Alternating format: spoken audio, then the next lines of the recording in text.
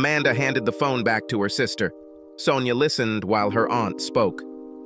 "I don't know," Sonia said, and then turned to me. "She wants to know your name. What should I tell her?" "Walter," I answered. "Walter Stillman." "Walter, and I'm pretty sure they slept together last night." "Sonia!" Amanda screamed. "Aunt Sophie is on the line now, saying they want to meet him." "No! Oh, sweetie, no!" Amanda screamed. Then Sonia handed the phone to me, saying, "My Aunt Sophie wants to talk to you." I took the phone and put it to my ear.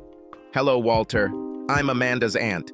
Sophie and my sister Hester and I are throwing a party in honor of the birthday of our brother Leonard, Amanda, and Sonia's father. We'd like you to come with our Mandy. Could you do this? It will mean a lot to the family." "I don't know. I wouldn't like to interfere," I said, looking for a polite way to refuse. "I'll leave it up to Amanda." I then handed the phone to Amanda. She argued with the aunts for a good 10 minutes while Sonia grinned mischievously. The aunties on the phone hung up, each taking turns arguing with her niece. Finally, Amanda gave in. "Okay, I'll bring him," she said, and then hung up. "Sugar, sugar, sugar." "She does that, you know," said Sonia. "What?" I asked. "Replaces the word sugar with obscenities, as if we don't know what she's really saying." Smiling one last time, Sonia stood up and said, "Well, it looks like my work here is done. It's time to go unload my husband before my kids drive him crazy." Left alone, Amanda turned to me and said, "Look, you don't have to go. My family can be a little overbearing sometimes. I just don't understand why your aunts want to see a stranger at a family gathering." Amanda gave a short, almost sad laugh and said, "Sonia is my younger sister, almost 4 years younger. On my last birthday, I turned 30. She already has 3 children. My aunts and my entire family think that I should already be married and pregnant. It looks like your biological clock is ticking on their shelf, but they still don't know me, and apparently I'm of the wrong religion. But you are the right gender," she said and paused before continuing. "You see, I used to have a neighbor here. This helped pay rent $3,500 a month. As you probably know, junior bankruptcy specialists don't get paid that much." I nodded, aware of the limited salaries in our part of the legal business. But then it dawned on me. There is only one bed. "Was your roommate a woman?" "Yes, but don't rush to conclusions," Sugar said. "I'm not going to say that I'm completely straight, but to have sex with a girl, I need to be slightly drunk. For Jessie, my former roommate, drinking was a deciding factor. She wanted a relationship that I couldn't give her. And here I am, almost straight, a Jewish spinster." I thought about what she said as I munched on a Bailey, a flat breakfast roll that has a dented center and is usually topped with onion flakes. It looks a little like a bagel, but it's not the same. Finally, I asked the question that had been nagging at me. "Last night Amanda burst into loud laughter and said, "Yes, we were together, although I didn't really like being called Eloise." "Sorry," I said, feeling my face turn red. "Hey, don't be a prude. We were both a little drunk," she said. "What's up? You were very drunk." I drank my coffee for a long time and tried to figure out how my life had taken such a strange turn. Yesterday morning, I was on the phone pursuing a case against the woman now sitting across from me in a robe, one Amanda, affectionately known as Sugar. Yesterday morning, I was excited about my upcoming wedding to Eloise. The next day, I had already lost Eloise and was discussing yesterday's sex with the same Amanda. "This is too much," I said. "What?" "This," I said. "Eloise, and the fact that I'm here with you." She didn't laugh, but looking back, it was hard. "Listen, you had a hard time with Eloise and all that. How about relaxing here today?" I thought for a moment. "I don't think I can stand being alone right now. If you don't mind, I'll stay." She smiled and said, "Fine. We'll make my heterosexuality worth it." So we did and returned to bed. Sex with Amanda was different from sex with Eloise. However, Amanda was so enthusiastic about sex that I was amazed. "Wow, you sure like this," I said. "It's been a long time since the last guy," she muttered.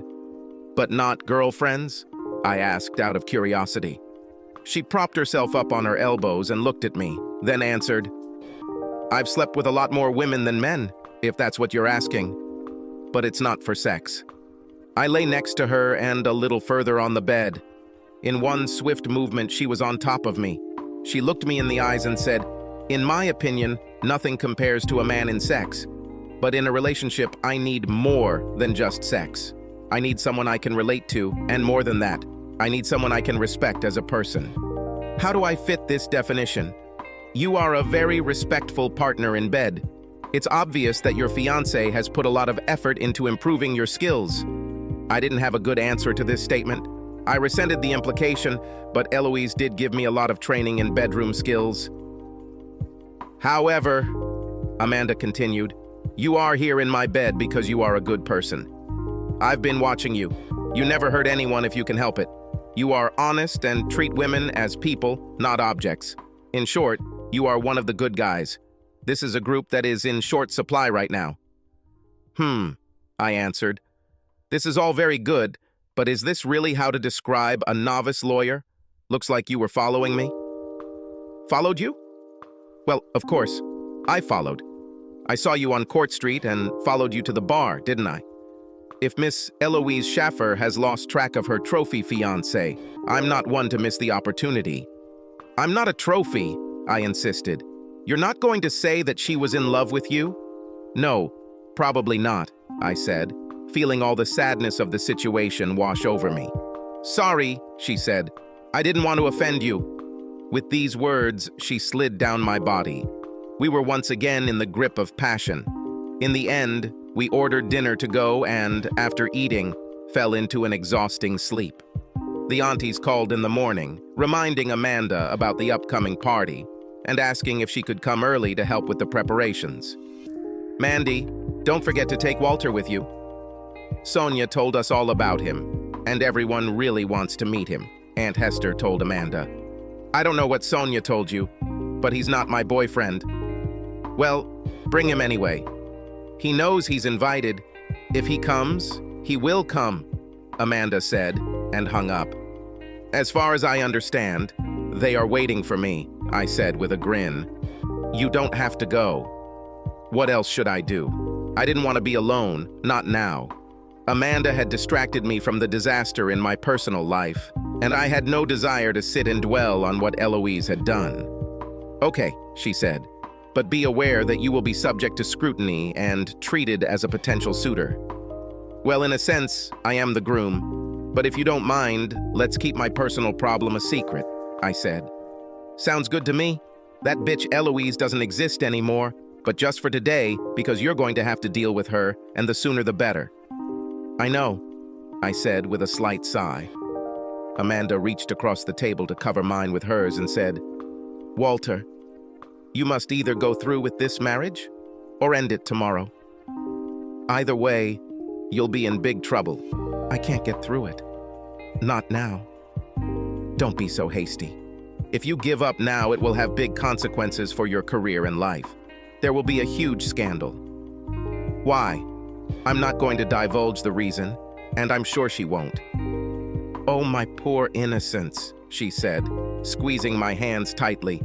"Do you really think people didn't know about Commissioner Ruiz and Eloise Schaffer? They have been together for quite a long time. I thought they broke up." Amanda didn't laugh, but her crooked smile said it all. I played. "Eloise dated Ruiz the entire time we were together." "But why?" I asked. "If she wants to remain his mistress, then there is no point in involving me in this matter." "He wants to run for governor next year," she said. "Your marriage to Eloise seemed to end the affair, and you were a fair catch. The kind of young, decent, professional, heterosexual man every cis woman in New York is looking for." "A cis woman?" "A person who identifies with their gender by birth. In this case, a woman. Eloise Schaffer. A young woman in need of a partner to quell rumors of her affair with an older married politician. She played a prank on me, as you New Yorkers like to say. Oh, don't feel sorry for yourself. Perhaps she was just saying goodbye, as she claimed. A week before our wedding? Would you rather she did it the week after? I would prefer if she didn't do this at all. In fact, I insist on this. Well, you took revenge on her with me. You can still go to Westchester and marry her. It will not happen. Hey, you need to pull yourself together before you do anything rash. If you don't come to church tomorrow, people will ask why. Well, Okay, time out. A scandal does no one any good. You, my friend, are a junior lawyer in the bankruptcy department. Commissioner Ruiz, on the other hand, is a very big shot. You make a wave and his boat may rock, but yours will sink. Are you saying that I will lose my job? So what? I'm saying you'll lose your career. Nobody will hire you. I had to pause, but not for long. Amanda, I said, I may just be an unsophisticated guy from Iowa, but when Eloise accepted my proposal, she made a commitment to me. She didn't keep her commitment, and you can't force me to keep mine. Amanda just shook her head. Finally, she said, Come on, you stubborn corn farmer, get dressed. I'm taking you to meet my family. It's not every day that they get to meet a real living Presbyterian. Actually, my family is Lutheran. Same crap, she winked. At 5 o'clock in the evening, we took a yellow taxi to her family's house on Beverly Road. It was prohibited to use car services.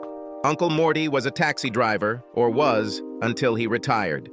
Morty now lived on his welfare with his two sisters, Hester and Sophie, in the house the sisters had inherited from their parents. Morty was married, but his wife ran off 30 years ago with a shoe salesman, a fact that apparently was never discussed.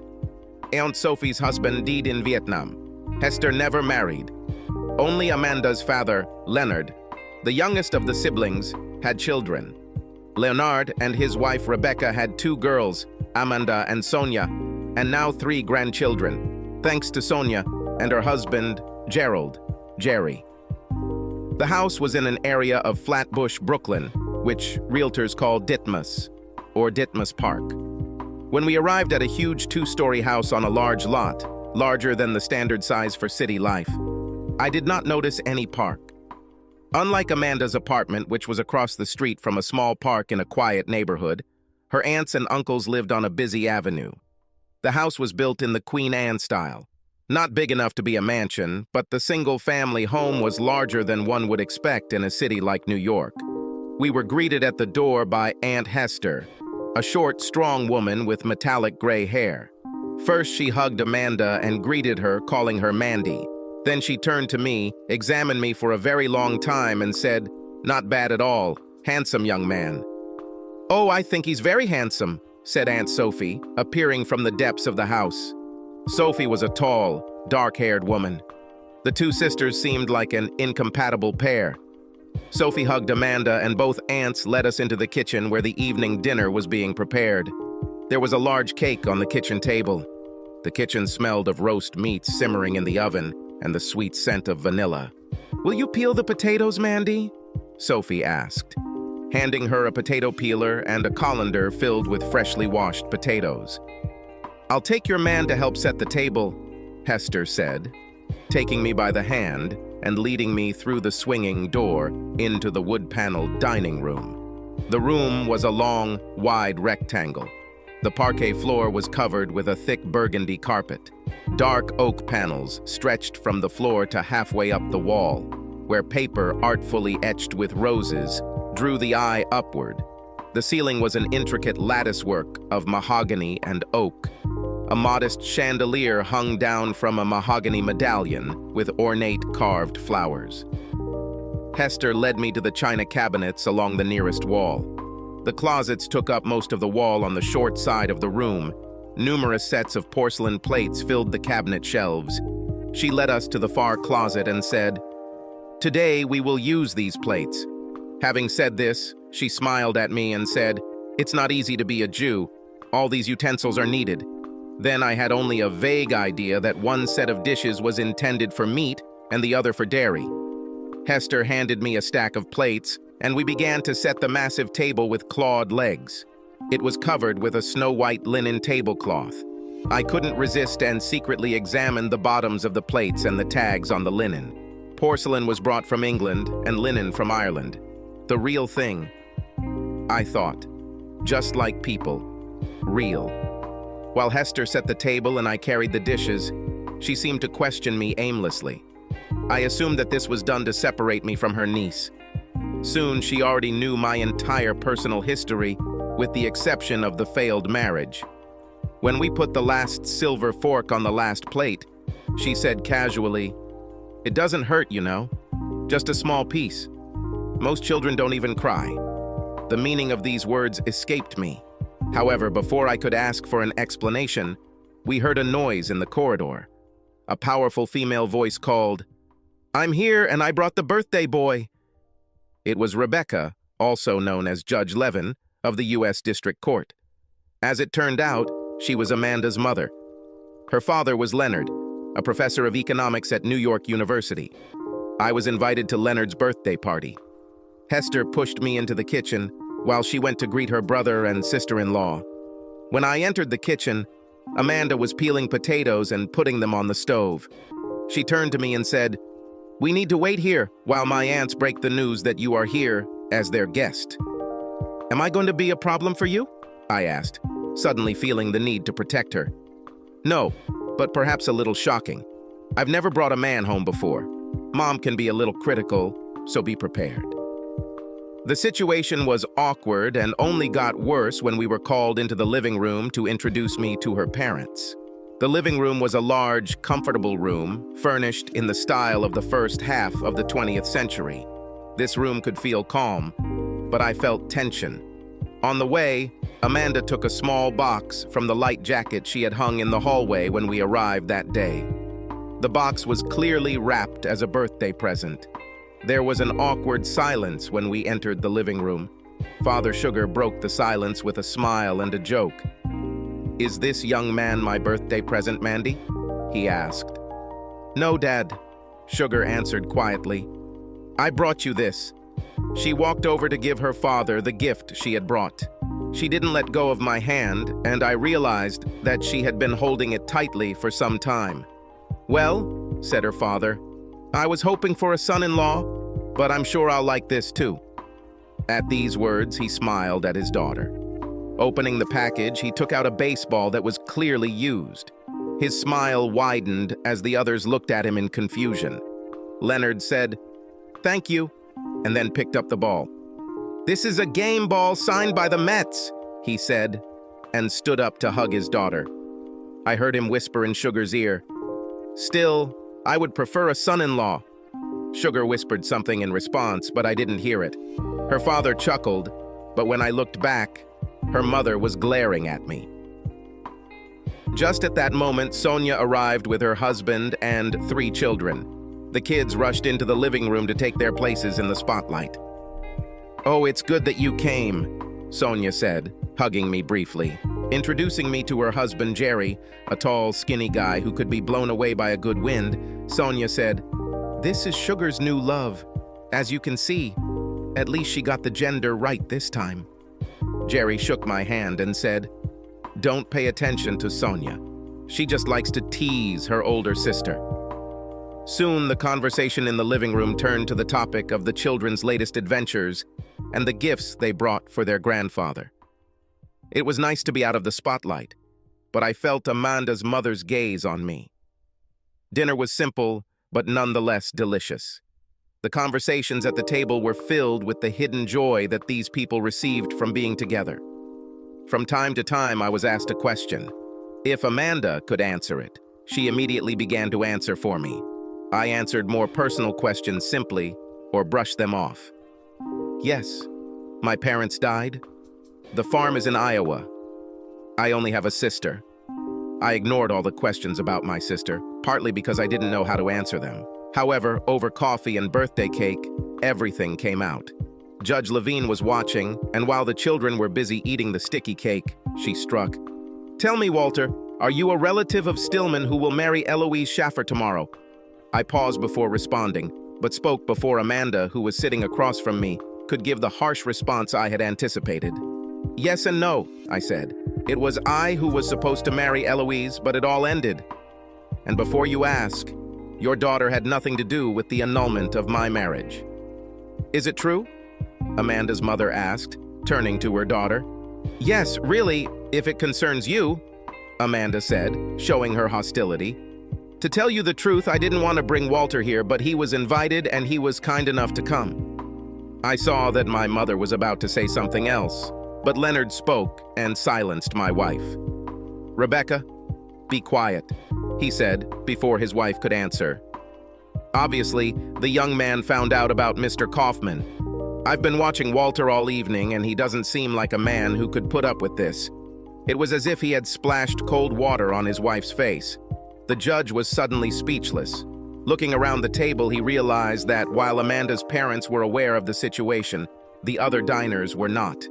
Amanda chimed in, I've known Walter for some time and admire him from afar. When I found him that evening, lost and alone, I saw my chance to get to know him better. He was hurt by a truly evil woman. And yes, Mom, I love him. He's too good not to be in love with him. While she was saying this, Amanda walked around the table and hugged me from behind. Well done, my niece, Uncle Morty said, ending the conversation on the topic of Amanda and me. I don't remember well what happened after that, except that there was an atmosphere of general satisfaction at the table. As we drove away in the yellow taxi, I turned to Amanda. Are you serious? I asked. What? She asked, trying to avoid answering. I couldn't stand it and demanded, when you said you loved me, were you serious? The taxi seemed to become very quiet, and then she slowly raised her head and said, yes, I love you. When I first saw you many months ago, I wanted you, but now it's more than just attraction. I love you, Walter Stillman. 30 minutes later, I was arrested. Eloise apparently sat in our apartment all Friday evening, waiting for my return. Where did she think I could go? However, when I had not returned by the next morning, she became desperate. The wedding was scheduled for Monday, and she suddenly became afraid that I might not come. In a panic, she called the only person who, in her opinion, was losing more than her. Rodrigo Ruiz, aka Rodney Kaufman, immediately began a search through the police. It took them a day to interview all the bartenders on Court Street to find out that I had left the Shadow Lady bar in the company of a short brunette. Since Amanda and I had taxied the 12 blocks to her apartment in Cobble Hill, the police decided to interview all the taxi drivers working in the area that night. It wasn't until late Sunday that they determined that the taxi had drop-a-deuce off at the corner of Clinton and Congress. They quickly determined that the corner basement apartment belonged to Amanda Moskowitz, a woman matching the description of my companion on Friday night. The police found only a dark and empty apartment, but undaunted, they stationed a couple of patrol cars to await the occupants' return. It was the eager quartet of officers that Amanda and I found upon arrival. They quickly took me away despite Amanda's objections. At midnight, I found myself in a small room that was in dire need of cleaning and a new coat of paint. They sat me down at a table and handcuffed me. No one explained what crime I was accused of. Someone opened the door, and Eloise entered. She looked beautiful, as always. "So you are responsible for this?" I demanded. My tone was harsh, and my anger and disappointment were obvious. She looked a little dazed as she stood on the other side of the table. There were 2 chairs on her side, but she made no attempt to sit down. "Walter, please try to understand. When you didn't come home, I became worried that something had happened to you. That's why you arrested me. For what? You are not under arrest but under guard until a possible psychiatric examination," said a tall, very handsome man. In fact, he was more impressive than his photographs. He entered quietly, and while he spoke, he moved towards Eloise. He was more than 20 years older than me. All his efforts could not hide his middle age, and I saw that he was making great efforts to check the influence of time. "Rodney Kaufman, I believe." I said this with all the venom I could put into my voice. "Rodrigo Ruiz, but Walt, you can call me Rod, because I hope we can become friends. For you, Mr. Stillman, and I have no desire to be friends. It's a pity, because I believe that you are in a difficult position and could use my friendship." I raised my arms a few centimeters, causing the chains to tighten on the table. "You can keep me here, but not for long," I said with more confidence than I felt. I hope long enough for you to listen to Eloise. She stood there without saying a word, but now she spoke. Walter, you are acting under the wrong impression. Rod and I are just friends. Whatever relationship we had is over. If you had stayed late on Friday, I would have told you everything.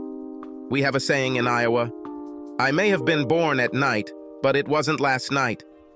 I found you in his hotel room, I objected. Whatever it is, the two of you have a wedding date set today, and it is in everyone's best interest that you stick to it. Sorry, but I refuse to marry this traitor, I said. Eloise let out a slight cry of pain, but Rod just smiled and said, Language, please. Let's maintain composure. Would you rather I call her a slut? Because that's who she is. I realized that I had slightly hurt Rodney, but he continued to smile. Eloise turned away, crying. Such an attitude will lead to big troubles. You are being very stupid, young man. Eloise is a wonderful woman who will make a great wife. If you don't get married, there will be a terrible scandal. Reporters are expected at this wedding. This is a social event. Eloise's reputation will be ruined, as will mine, because of course the reason will become known. People love to gossip, and this would be great gossip. I was told that you have a promising career in a prestigious company. If you don't marry Miss Schaffer today, your career will evaporate, and I doubt you'll find work anywhere else, he threatened. Now it's my turn to smile. I wouldn't marry her for the senior partner position, and I certainly wouldn't stay as a junior lawyer in the bankruptcy department. I told you that he would be unreasonable, intervened Eloise, who had her back to me and was clearly crying. Rod just sighed and said, Okay, Mr. Stillman, how much will it cost me to make Eloise? Mrs. Stillman, believe me, you don't have enough money. It doesn't have to be forever. A year or two, and then a quiet divorce. Won't people ask why? I challenged him. He didn't flinch, and something told me that he had more than one iron in this fire. The situation at the time of divorce will be my problem. Name your price for marriage within 2 years. How long has she been pregnant? I asked, finally realizing. Eloise turned to me. The child could be yours, you know, she hissed. Yes, I said. But I think I'll wait for the DNA test. Rodney just said, How many? No way in the world. I almost spat at him. Further conversation was interrupted by the appearance of a short, fat, bald man of about 60. He was followed by 2 uniformed officers. Upon entering, he said, Hello, Rod, Miss Schaffer. And you must be Walter Stillman, he said, putting his hand on my shoulder. I'm your lawyer, Cy Lebowitz. And this, he said, handing Rodney the paper, is a copy of the writ of habeas corpus that I just filed for registration. You got up quite late, didn't you, Cy? Said Rod. Well, you know how it happens. Things are going a little slow. Miss Schaffer acted in the best interests of her fiancé. You're forcing us to seek a forced commitment, Rodney threatened. I don't understand how you can do this, since the warrant was issued on behalf of his sister, his only living and closest relative. Woke her up, didn't you, Cy? Actually, no. It's still early on the West Coast. Commissioner Rodrigo Ruiz, aka Rodney Kaufman, shrugged. He was defeated. Cy brought me out and Amanda was waiting for me. Her mother, a judge, woke up Cy and the judge, who signed the order for my release. That was the last time I saw Eloise. The child was never born. I don't know the reason. I know that her biological clock was ticking, and I know that she wanted his child, not me. However, I am sure that if the choice was between a scandal that would harm her lover and an abortion, she would choose the latter. As for his threat to ruin my career, I have no doubt that Commissioner and gubernatorial candidate Rodrigo Ruiz tried everything he could to ruin it, but circumstances intervened. From the 2nd to the 14th of September 2008, I took leave for my honeymoon, and my destruction never took place. The day I returned to work, September 15th, Lehman Brothers filed for bankruptcy and the financial world was turned upside down. Eric Erickson became the most important partner in the firm, and I became the most important lawyer. It took 6 months of 90-hour weeks for Amanda and I before we could get married. We had to make it in time since she was pregnant, and it was clearly visible. Amanda didn't think to take any precautions because before that first weekend we spent together, she hadn't slept with a man in quite some time. The eldest was a girl, like the next three. However, 4 turned out to be enough. Amanda became a judge, following in her mother's footsteps, and I have my own firm. When people ask me the secret to my successful career and marriage, I say it all comes from one day as a racetrack judge, one broken heart, and a girl named Sugar. Subscribe to our channel so that your second chaff doesn't cheat on you, and go ahead and listen to the next story, because this story is nothing compared to the next one. If you're under 18, don't even think about listening to the next one.